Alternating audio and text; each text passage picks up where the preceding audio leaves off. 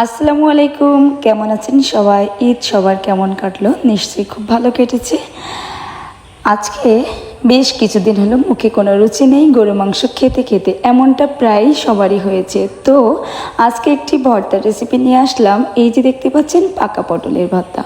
এই পাকা পটলের ভর্তাটি আপনি একবার খেলে আপনার মুখে লেগেই থাকবে, আর মনে হবে গোশ বাদে শুধু ভর্তাই খায় আর পাকা পটলের ভর্তা। তো চলুন, সবাই দেখতে পাচ্ছেন আমি এখানে পাকা পটলগুলো খুব সুন্দর করে কেটে তারপরে ভিতর থেকে শুধু আঁশগুলো বার করে নিচ্ছি।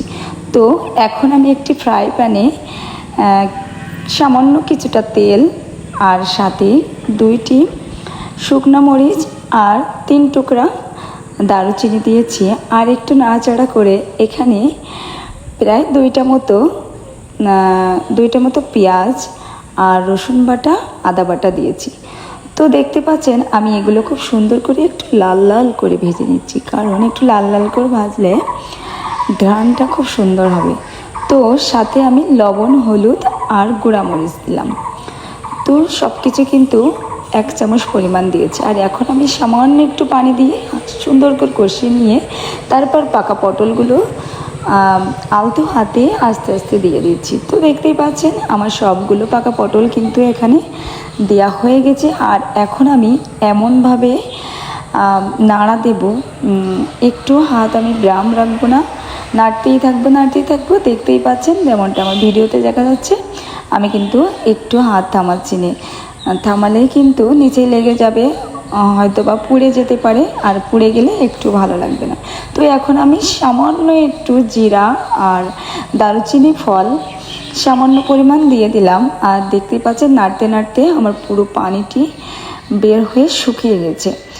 তো প্রায় আমার ভর্তা কিন্তু শেষ। আর এখন এই শেষের পথে আমি এইখানে একটু জিরা গুঁড়া দিয়ে দিয়েছি, দেখতেই পাচ্ছেন। আর জিরা গুঁড়োটি ভালো করে সমস্ত ভর্তাটাতে মিশিয়ে নেব, আর মেশানো হয়ে গেলে কিন্তু রেডি। তো দেখতে পাচ্ছেন আমার ভর্তা খুব সুন্দর হয়েছে, আসলে দেখেই বোঝা যাচ্ছে। আর এখন খাওয়ার পালা। তো চলুন, এই যে ভর্তা আমার রেডি। আর আমি এখন এই ভর্তাটি একটু লেবু, কাঁচা ঝাল আর পেঁয়াজ নিয়ে সকালবেলা গরম ভাতের সাথে ফ্রাই করব।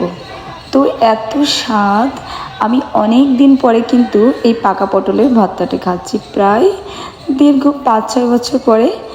তো দেখতে পাচ্ছেন এত ভালো লাগছে খেতে, আসলে মুখে লেগে থাকার মতো। তো আমার ভর্তা তো রেডি হয়ে গেল, খাওয়াও হয়ে গেল। আপনারা অবশ্যই ট্রাই করুন কিন্তু। তো সবাই ভালো থাকুন, সুস্থ থাকুন। আল্লাহ হাফিজ।